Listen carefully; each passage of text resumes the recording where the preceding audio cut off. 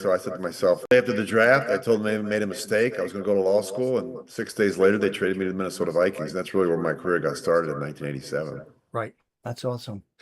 And so, yeah, so I know you played for the Vikings, I think 87 and 92, Washington for 1 year, the Chiefs from 95 to 98, the Raiders from 99 to 04, I believe. And let's see here. I know you were AFC champs 2002. You were MVP in 2002, led the league in passing. You're a four-time Pro Bowl, 29,000 approximate yards lifetime. 180 TDs lifetime, almost 2,500 yards rushing. Somebody ranked you 28th greatest QB. That's what I have. So that's pretty awesome. So that's what I have here. Exciting stuff. You threw to the likes of Tim Brown, Herschel Walker, Charlie Gardner, Marcus Allen, Tony Gonzalez, Art Monk, Andre Rison, and Jerry Rice. That's amazing. I was lucky to play with some really great players. I think back on my 17-year career, and I got a chance to play with a lot of Hall of Famers. Gary Zimmerman, Randall McDaniel, Minnesota, Chris Carter. I played with Chris Carter. I forgot Chris Carter, yes. Yeah, I played with Art Monk in Washington. A lot of really good players in Washington, and of course, went to Kansas City, got a chance to play with Marcus Allen, Tony Gonzalez.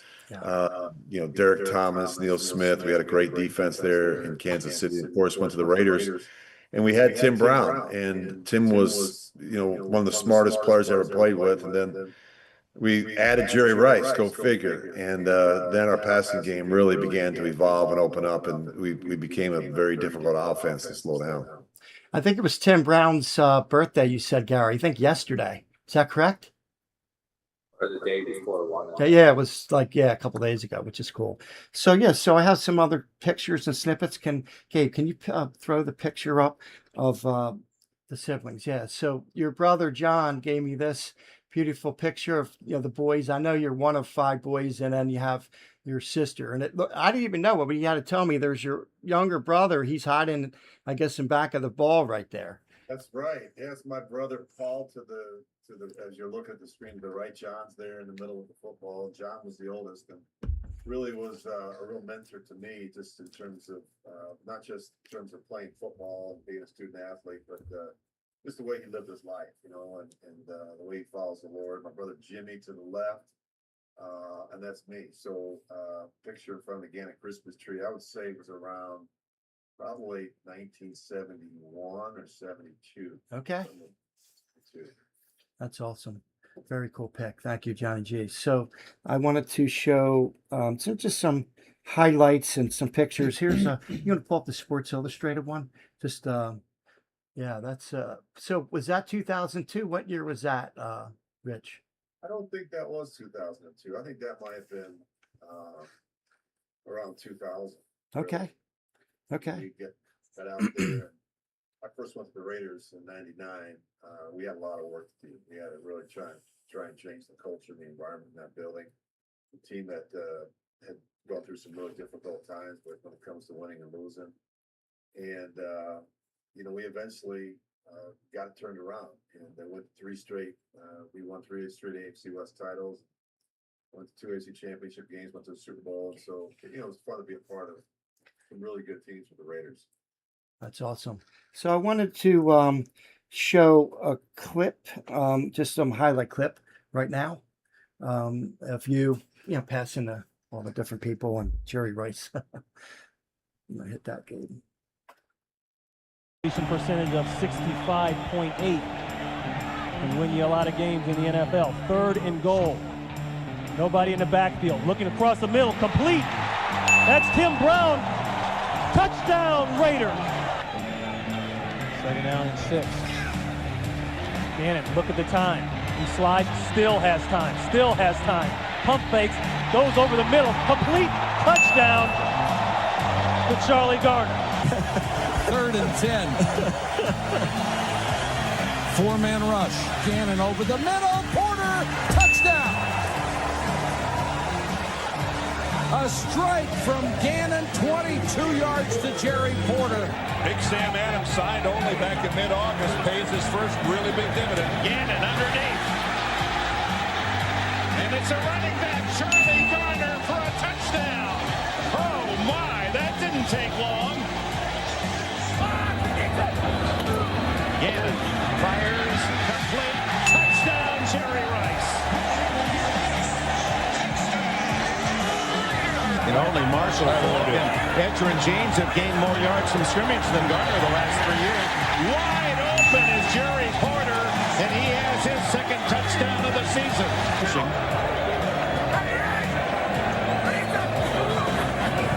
Quick throw right on the money to Tim Brown. And Brown gets a block, and he's free. Touchdown, Raiders.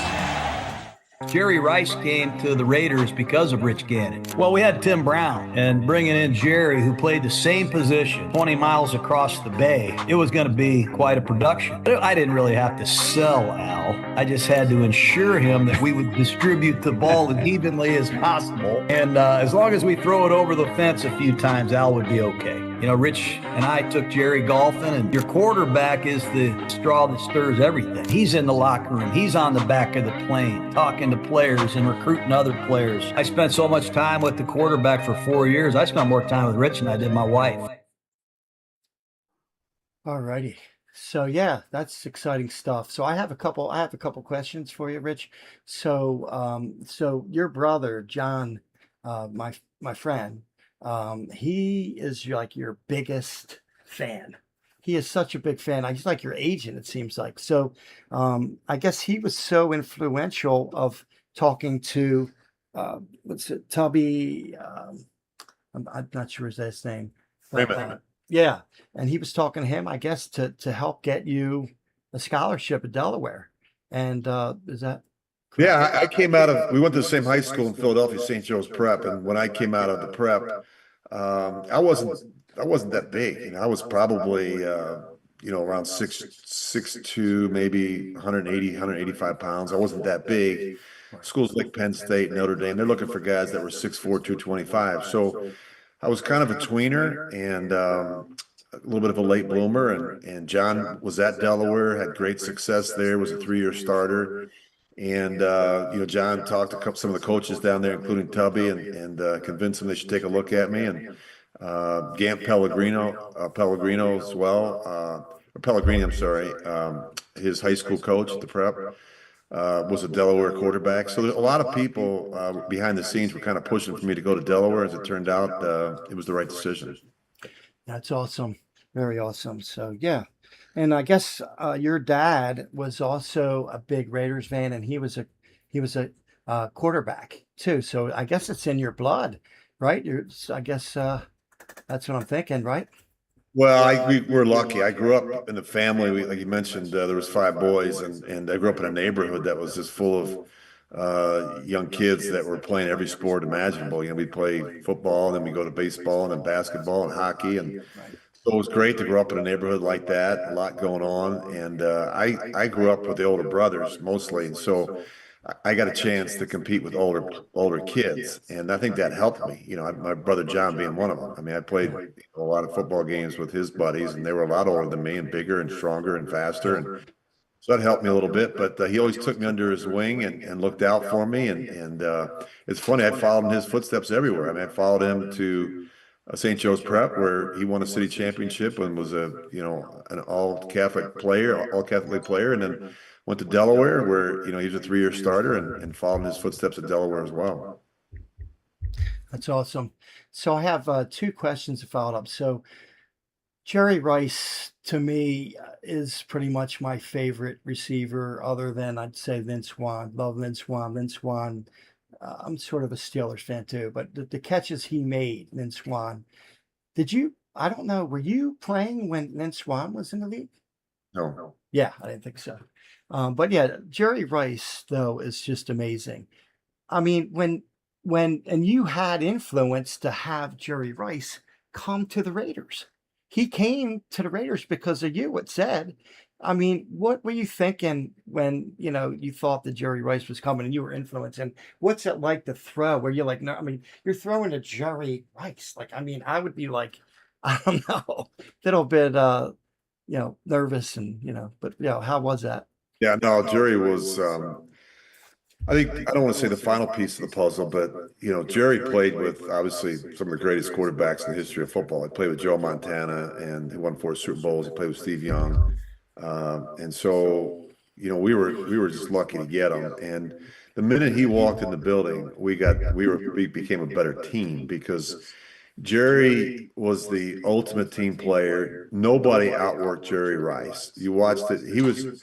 Jerry Rice was a great practice player. That's what made Jerry great on Sundays. He never missed practice. Every rep was really important to him. He was ultra competitive. He's a smart guy. I always say if your best players are the hardest working and the smartest players in the building, you got a chance to win. And I think Jerry helped elevate that entire wide receiver room. He's helped elevate our entire offense. If in between periods, the practice, you see your best player over there running gassers, then everybody else is probably going to start running gassers. I mean, that's the type of influence that Jerry Rice had on the Raiders. Yes. Yeah, he was amazing. So my last question, I'll let these guys talk, was basically, excuse me, John Gruden, your coach. So he comes to the Raiders. I guess he brings Warren Sapp with him, and he's, to me, he's one of the biggest gurus, and I love him. I wish he would have been our coordinator for the Eagles, but we got a good guy, Mannion. But then he goes to, Tampa against you and obviously, unfortunately, beat you. I mean, how is your friendship? I mean, this guy's like been in your part of your life, like good times and bad. Like, what, you have a good relationship with John, and like, how, Oh yeah, how was that? Yeah. yeah. John's the reason why I went to the Raiders in '99, and our first meeting, he made a commitment to me. I made one to him. He said, "Look, we're going to do this thing together. We're either going to succeed together or fail together, but we're going to do it together." Yeah. And for 3 years, we had an incredible working relationship and personal relationship. I count John Gruden as one of my dear friends. I still talk to him a lot, and Yeah. I just think that he believed in me, which is really important. He gave me the keys to the car. He gave me an opportunity to be the starting quarterback of the Raiders. He worked tirelessly to put together great game plans and really build an offense around what I did well. And yeah, it was hard when we got rid of him. I mean, Al Davis basically, I think it's the worst decision that Al's ever made. He traded away John Gruden after the 2001 season. Okay. The Tuckville game. He traded him to the Buccaneers. We wound up playing the Buccaneers in the Super Bowl the following season. So, obviously a critical mistake. We had, like I said, we won 3 straight AFC West titles. We were rolling. We were one of the best teams in football, and we traded away our coach. You just don't do that. Yeah, that I didn't even remember that, but yeah, it's just horrible. I don't get it. To me, he's just one of the best coaches, and he just loves football, obviously. But yeah, so yeah, that's basically my questions. Dom, and then Gary, you guys have some questions for, Sure. and then anybody out there. I know Mike Morrow, when you want, you can give me a call, and yeah, go ahead. Sorry. Yeah, I was gonna ask, like during your 2002 season when you won MVP, before that season, like, did you like kind of feel like you had a big year coming? Like, did you know like you were like at your best? Did you feel like all season, or like was training camp like a little different for you? Like, did you kind of feel it coming, or? It's a great question, Don, because as I said, we just traded away our head coach, and so Bill Callahan came in. We had a new offensive coordinator, Mark Trestman. I think Mark was a little bit different in that, he really opened up the offense even more. We went with a lot of empty sets. We threw it a bunch. We took advantage of the weapons that we had in terms of not just Jerry Rice and Tim Brown. We had a big physical slot receiver and Jerry Porter. We had a couple good young tight ends. Charlie Garner was not just a great running back, but he was a great weapon out of the backfield in the passing game. We were a good screen team. So, I felt like my career was trending in the right direction. Nobody knows at the start of the season, hey, we're gonna have a Pro Bowl year, or you're going to be the league MVP or go to a Super Bowl. Like, we hope for that. You work hard for that, but you're never sure. Got off to a good start that year. Won 4 games. We lost 4 in a row on like kicks at the end of the game or a bad bounce. And we just were struggling a little bit. Then we won 7 of our last 8 games. We were one of the hottest teams in the postseason. And it was just a really special season. Yeah, that's awesome. Gary, question for Rich? Yeah, I as a quarterback, a lot of quarterbacks get a lot of criticism. What do you, in the NFL, what do you think of why that is, and if they're doing really well, Yeah, I think what happens at our position, it's obviously, I always say it's one of the most important positions in football. It commands a lot of attention. It's the focal point. Our game is gotten to the point where the quarterbacks touch the ball every play, and it's become a passing league. And so you're going to get a lot of credit when the team's doing well. You're going to get a lot of criticism when it's not. And I always say the responsibility of, if you're a good quarterback and a good leader on the football team, you accept as much of the responsibility and blame when things don't go well, and you deflect as much of the attention away from yourself and back onto your teammates and coaches when things are going well. So that's really the job of the quarterback. You're going to take the good with the bad, but when you lose a football game, you're going to have to step up at the podium and do the press conference, and you have to be able, even if you go out and throw for 350 yards and 4 touchdowns, you have to be able to accept some responsibility for the outcome of that game. I think the good ones do that. Awesome.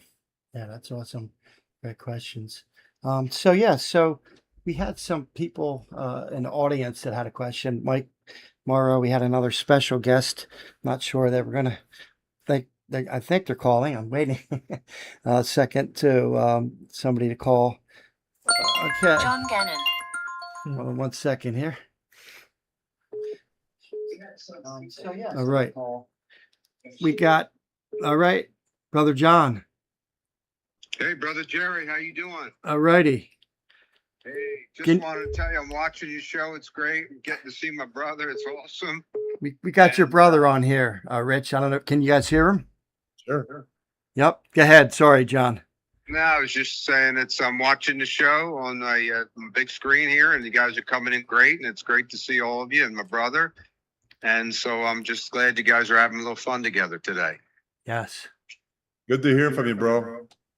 Yeah, all right. I love you guys. Hey, I wish I could stay a little longer. I'm training for, I'm senior now, and we got a local, senior Olympics here, and I got my event. Wish me luck, please, because the basketball dribble. I'm not really great with the basketball, but my dribble control is very good. Like, you don't get anything on your shirt. So just wish me luck, and I'll see you guys soon. And God bless. I love you, Philippians. Just remember all things through God who strengthens us. Love you guys. John, thank you so much for making all this happen, brother. Hey, brother. Yep. Yeah. Mike,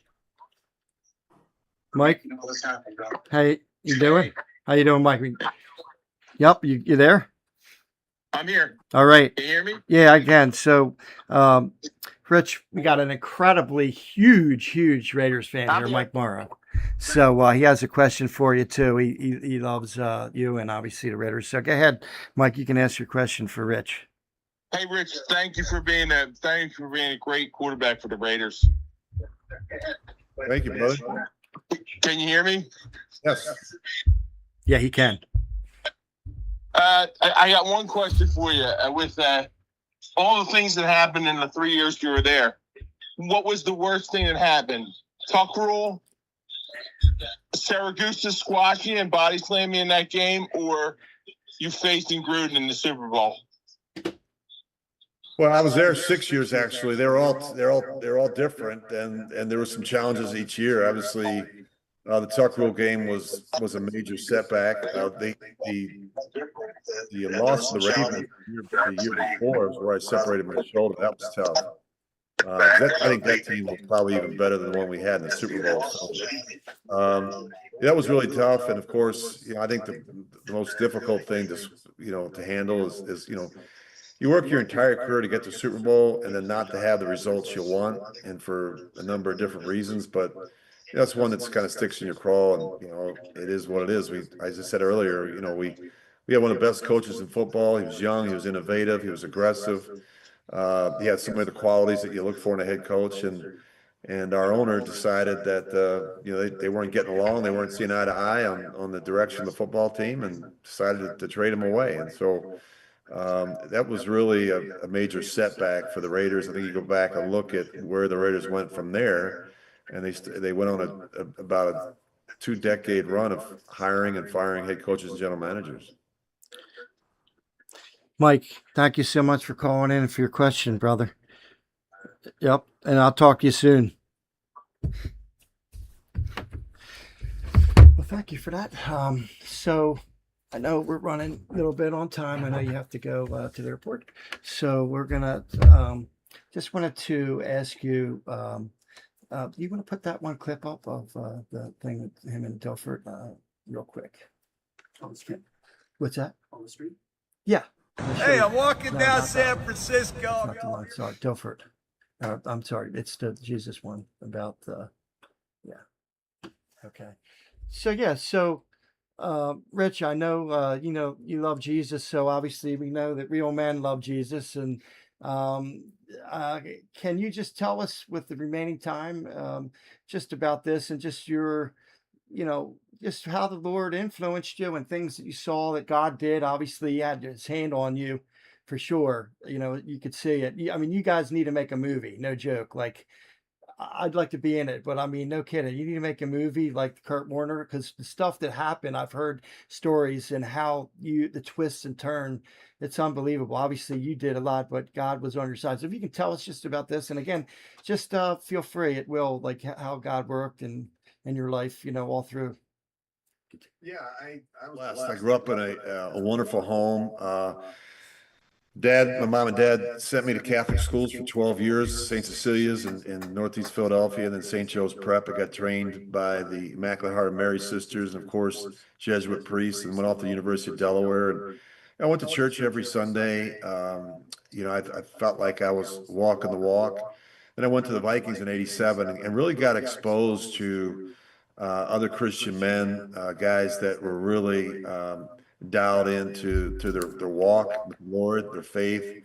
And it really dawned on me that as a 21-year-old rookie in National Football League, I never really stood up and raised my hand, accepted Jesus as my Lord and Savior. I never asked to be baptized, never asked to go to Catholic school, never asked to receive the sacraments. These were decisions that my parents made for me, because I was too young to make those decisions, and they thought this was in my best interest. And I certainly am grateful, very grateful for those experiences, and my parents really teaching me about who Jesus Christ was and is. So I decided at 21, like, hey, you can't count on your mom and dad. You're on your own now. You're a grown up. And so I accepted Jesus as my Lord and Savior my rookie year in 1987. Tom Lanphier, who's with Athletes in Action, was our team chaplain, was very instrumental. I met with him every week. I was exposed to a lot of unbelievable testimonies, people that came into our building, into our organization, shared their faith. Other NFL players, you mentioned Trent Dilfer and a lot of NFL players. People don't realize, you watch these guys on television, and you see these players make big plays and big catches and big throws and win games, but there's the other side of it too. There's these injuries. I was out of football a year. I had shoulder surgery. There's adversity. There's setbacks. There's losing your starting job, or not winning the starting job. Kurt Warner's story, where he worked in a grocery store stocking shelves. I mean, everybody has their own story of how they had to battle and fight and overcome adversity. But I wouldn't be here today. I wouldn't have had the career I had without that foundation, that relationship with Jesus Christ. And so I'm so appreciative of so many people, my mom and dad, my brother, my sister. I mentioned different people in different organizations, team chaplains, a priest, religious, people praying for me. it made a big difference. And so I think what I'm most proud of is not any one season or any one throw or being an NFL MVP. My legacy in life really is what type of husband am I? What type of father am I? What type of Amen to that. brother and sister? What type of son am I? What type, how do I treat others? And how do I live out my faith? I mean, how do I share my faith with others? And that's really what my legacy is all about. That's awesome. That really is awesome. I appreciate that testimony. So I know we have a couple more minutes. So I just wanted to ask you two things. We have a guy coming on who is a strong believer, Mendoza. We're all excited about him. I'm excited to see what he can do. He definitely represents the NFL well as a believer, and I think he's going to be an incredible quarterback. So, what do you think? I mean, what do you think about that and him and everything? I've got to know him. I'm real excited. I'll head out there in a couple of weeks for training camp. I do Raider preseason games. I'm still involved with the organization, so I'm really excited for Fernando. He is the right person at the right time for this organization. You talk about the qualities and characteristics that you look for in a quarterback: physical, mental toughness, great leadership skills. I think he's got incredible arm talent. I think he's only going to get better with experience, and he's a person of faith. And that's a great individual to have leading your organization. So I think the Raiders hit it out of the park with this draft pick. I know there are going to be growing pains with Fernando Mendoza, as there are with every young player. But I think he's got the wherewithal. I think, as I said, he's got the physical and mental toughness. You have to be a physically and mentally tough guy to play quarterback in the NFL. To get hit like that, to get knocked down, to lose games, throw an interception at the end of a game, to get back up off the mat. And he's the type of guy that can do that. Yeah, I'm excited about that. Got Cousins there to help him, and he's got his faith too, strong. That's a great point. I think it was a brilliant decision by the Raiders to bring in Kirk Cousins. They're very similar in terms of their background. I think they're very humble guys, very hardworking, family guys, faith-filled guys. Guys that I think Kirk Cousins is at the point in his career now where he's willing to help others, young players, and share some of his knowledge and wisdom of playing the position for so long. And I'm excited. You're always excited for the start of football season, but it's been a while since I've been this excited for the Raiders. Plus, you have a good coach too. Got a great coach in Clint Kubiak. He's going to be a good one. I've known his dad a long time. We got to know Clint. And he's another one that is an old school grinder. He's in the building early, stays late. It's important to him. He's put together a great staff. He's another guy that's very humble, faith-filled guy. He's got a great faith-filled family. Faith is important to Clint Kubiak. So I'm excited for these guys. I can't wait for the start of the season. Yeah, it looks like they're heading in the right direction. And Tom Brady's in there. So did you ever meet Tom Brady? I mean, he's involved with your organization. Yeah, too. I played in a Pro Bowl with Tom. I've known him a long time. I've competed against him. I've called his games on television on CBS. So I've known him a long time, and I'm excited for Tom as well. I mean, I think you're talking about one of the greatest to ever play the game. He did it the right way. He was part of some great football teams, and I think he brings a real experience, knowledge, and wisdom to the organization on so many different levels. Yeah. Right. No doubt about it. So I know we're going to have to wrap up here. So I have two quick questions. Did you ever take a hit from Reggie White ever from the Eagles? Yeah, as far as he sacked you? I don't know if he sacked me or not. I played against him in Philadelphia when I was with the Vikings, and they had Jerome Brown, they had Reggie, they had Seth Joyner. That was a really good. That was a really Andre Waters. That was a Buddy Ryan. That was a good defense. Yeah. Trust me. Yeah, that's unbelievable. He obviously he was one of my favorite, for Eagles, but that's unbelievable that you played against him. So slowly wrapping up here now, Rich. So my question is, and it should happen, Hall of Fame. when's this happening? When you going in? You know what? For me, it was never about that kind of thing. I think, if we had won a Super Bowl or two, certainly would have helped. But like to me, guys, I'm just proud of the fact that I was able to play 17 years. I said I played with a lot of great players, was part of some great teams. Even in Kansas City, went 13-3 twice. I'm just proud of the relationships that I've built over the years. And that, I tell people all the time, I graduated from the University of Delaware in 1987. And since then, I've either played in the NFL or broadcast games and been involved with, NFL radio since then. So I tell people all the time, I'm 60 years old. I've never worked a day in my life. If you love what you do, it's not work. So I've been blessed. I've been around the game a long time. Football's been good to me. And I enjoy giving something back to the game. No doubt. And so you were 37 years old in Super Bowl 37. That's correct. That's unbelievable. Yeah. And I forgot to mention, sorry, that you were announcer, broadcaster for CBS for 17 years. Right. Yeah, that's unbelievable. Yeah, your career, it's just unbelievable. Like you said, you're definitely blessed, no doubt about it. Well, I know you have to run. And so I'll wrap it up, but thank you. We really appreciate you coming on here, majorly. Gary, Dom, Gary, it's been great to be with you guys.